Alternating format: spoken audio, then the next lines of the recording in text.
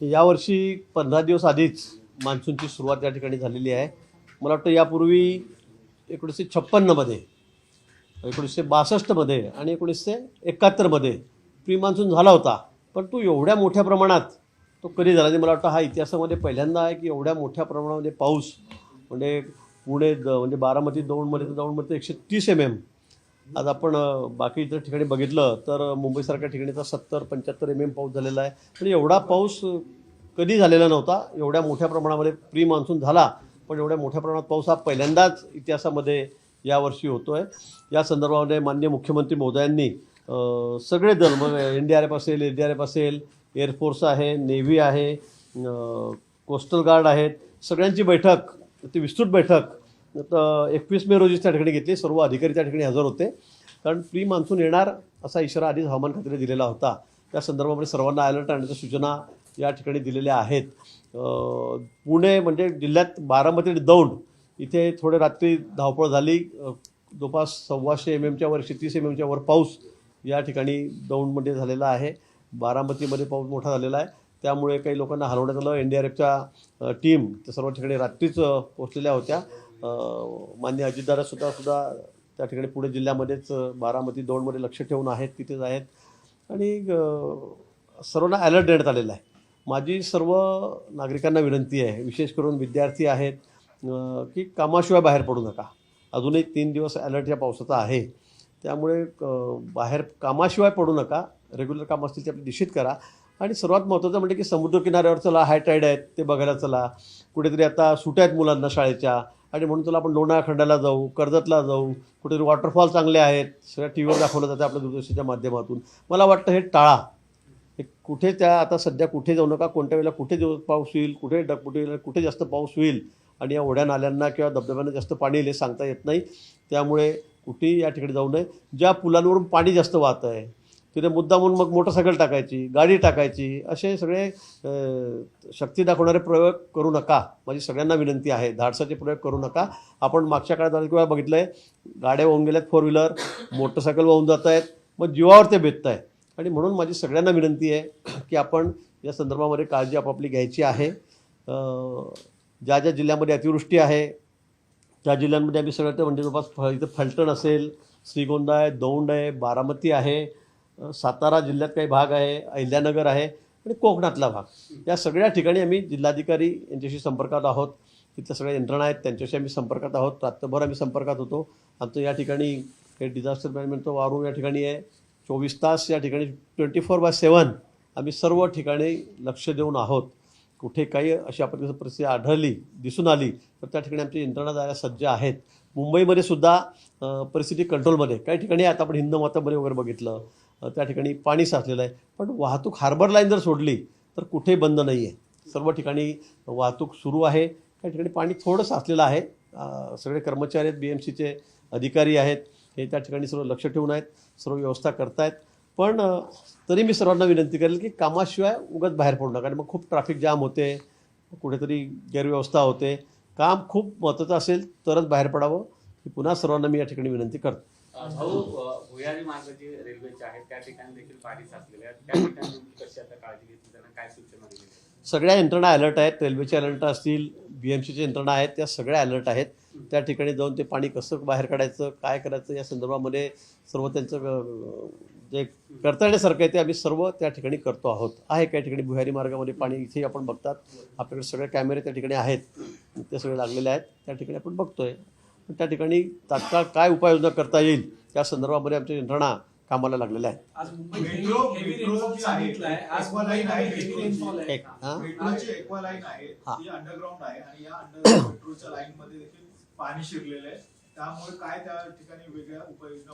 नाही, त्या ठिकाणी ते पाणी बाहेर काढण्याचे सगळे यंत्रणा आहेत. काही ठिकाणी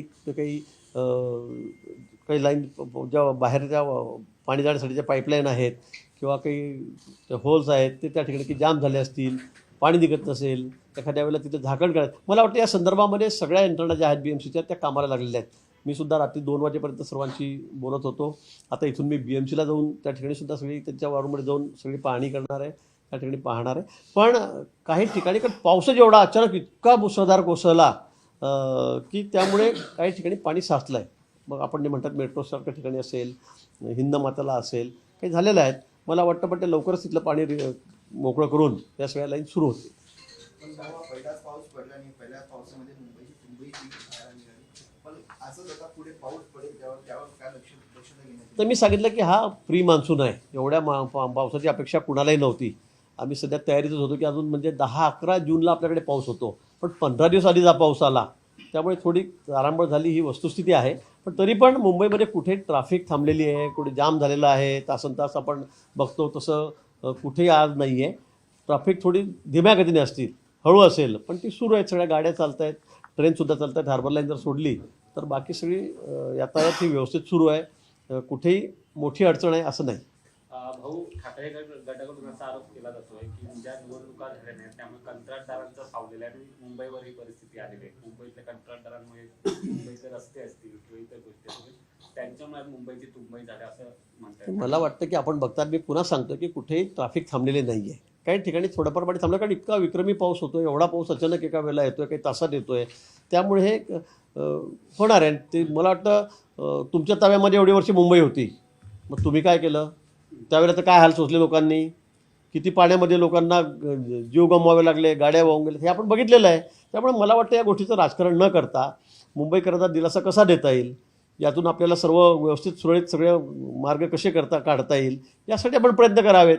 नाही तर अजून सुरुवातच झाली आणि लगेच आपलं राजकारणच सुरू, मला वाटतं हे काही योग्य नाही.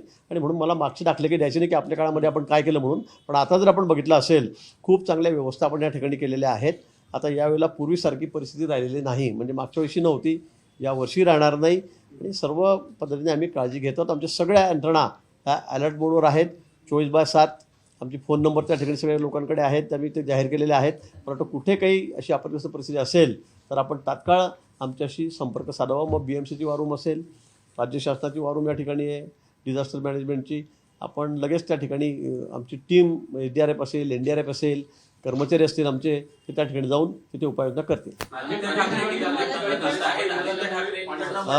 हिंदमाता परिसरामध्ये आम्ही तो कुठेतरी पाणी तिथं साचायचं नाही, आमच्याकडनं तशा प्रकारचे प्रयत्न केले जाते, पंप लावले होते, मात्र आता पुन्हा एकदा पाणी साचतंय, हे कुठेतरी अपयश आहे. यश अपयशाचा हा विषय नाही, ही नैसर्गिक आपत्ती आहे. मला असं वाटतं की आता प्रत्येक वेळेला आम्ही हे तुम्ही ते आम्हाला मागच्या 10 गोष्टी सांगता येतील बाकी ठिकाणच्या, मला वाटतं ते न करता हे अचानक उद्भवलेलं सगळं असं मी म्हणेल. कारण 15-16 दिवस आधी सगळा मान्सून आलेला आहे. निश्चित आहे हिंदमातावर मी सांगितलं की त्या ठिकाणी पाणी थोडं साचलेलं आहे, ते करतात माणसं क्लिअर, ते होईल.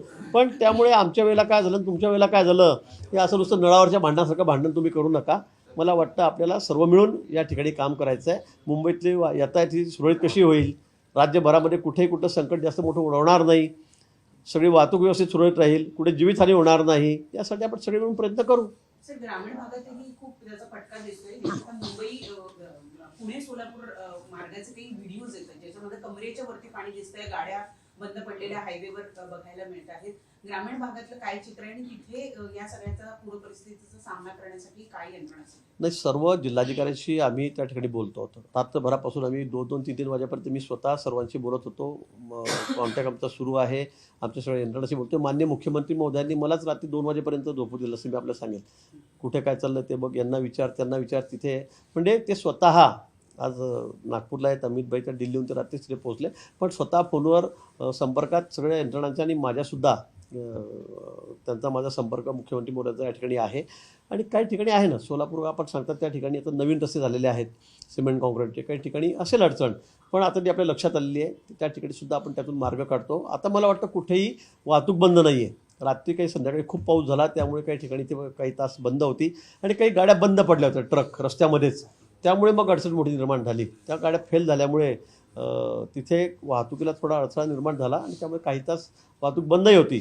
पण तो नंतर ते ट्रक मी बाजूला करण्याचे आदेश दिले आहेत आमच्या अधिकाऱ्यांनी, त्या ठिकाणी त्या ट्रकही बाजूला केल्यात आणि त्यानंतर आता वाहतूक ही सुरळीत सुरू झालेली आहे.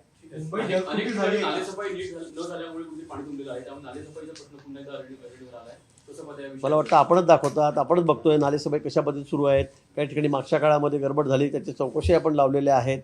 मला वाटतं हा विषय आता फक्त राजकारण म्हणून बघा ना, मग पुन्हा सांगेल, कारण मुंबई आपल्याला माहिती आहे कशी आहे.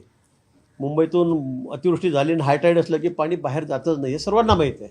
हे टेक्निकल कारण कोणाला माहिती नाही असं कोणी आहे का? सगळ्यांना माहीत आहे. पण त्यामुळे फक्त आता पाणी थोडंसं असलं की आपण नुसतं राजकारणच करायचं, ज्यांना ते करायचं आहे ते बोलतीलच. म्हणून माझी अशी विनंती आहे की आपण यातून बाहेर कसे पडू, यातून हे सगळं व्यवस्थित कसं सुरळीत कशी वाहतूक होईल, नागरिकांना कसा त्रास होणार नाही, यासाठी आपण सगळ्यांनी मिळून एकत्रितपणे काम केलं पाहिजे. मुंबई ढगफुटी झाली असं म्हणायचं. मला वाटतं खूप मोठा म्हणजे मेमध्ये तर पहिल्यांदा